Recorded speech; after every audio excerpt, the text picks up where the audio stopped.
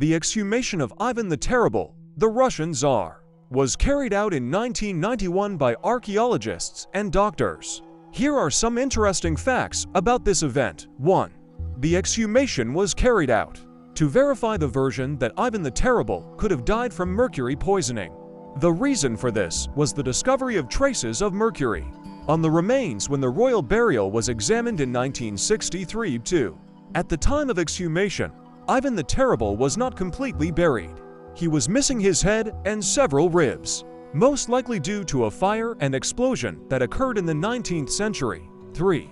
During the examination of the remains of Ivan the Terrible, the presence of high concentrations of mercury in his bones was confirmed, which added grounds for the version of his poisoning. However, the cause of the Tsar's death is still a controversial issue. 4.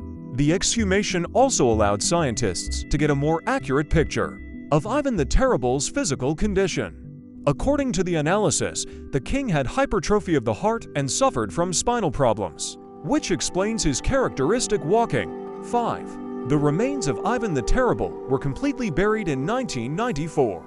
His grave is located in the Archangel Cathedral of the Moscow Kremlin, where other Russian Tsars were buried.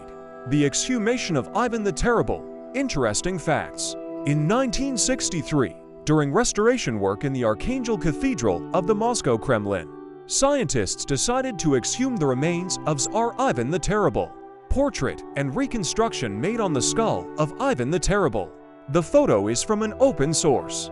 According to the official version, this had to be done because there was very strong humidity in the tomb of the Russian Tsars, and in order to get rid of it, it was necessary to carry out a large-scale reconstruction of the floor of the cathedral, in which it was impossible not to affect the burial of the Tsar and his sons. Unofficial sources claimed that scientists led by anthropologist Gerasimov simply did not want to miss such a rare chance to look into the grave of the Tsar and examine his remains, as well as try to find and preserve at least something of his royal vestments. The graves of Ivan the Terrible and his sons in the Archangel Cathedral. The photo is from an open source. What did they see when they opened the crypt? Unfortunately, no treasures or royal vestments were found, and they could not have been. In those days, according to the old tradition, all Russian rulers took monastic vows before their death. Consequently, they were buried in simple monastic vestments.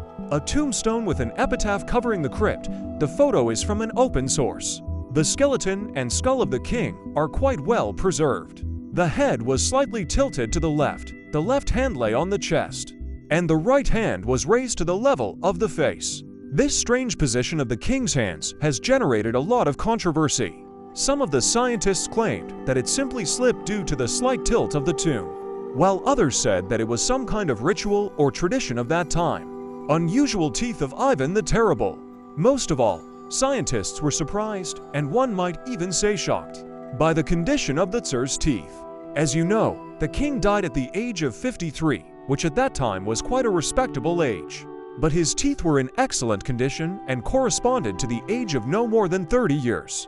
Ivan the Terrible. There are two versions about this. The first, in my opinion, more plausible, is that the baby teeth of Tsar Ivan Vasilyevich were replaced very late, closer to 40 years old, and therefore looked like a young one at the time of death.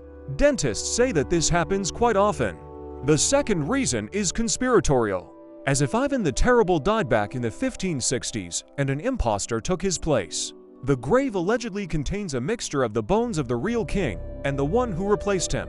It is a pity that in 1963 there was no genetic examination yet. In our time, such doubts would have been dispelled quickly. A plaster copy of the skull of Ivan the Terrible and a reconstructed portrait. The photo is from an open source, Diseases and Causes of Death of the Tsar. The preservation of the king's skeleton allowed scientists to examine his bones quite thoroughly. There were multiple growths on the tubular bones, which apparently caused severe pain and hampered Ivan the Terrible's movements. This usually happens in very elderly people from 70 and older, and the Tsar, as you know, was only 53 years old at the time of his death. Tsar Ivan the Terrible. Modern scientists are of the opinion that he suffered from syphilis, hence the bone growths all over his body. The hypothesis that Ivan the Terrible was poisoned, according to scientists, is untenable.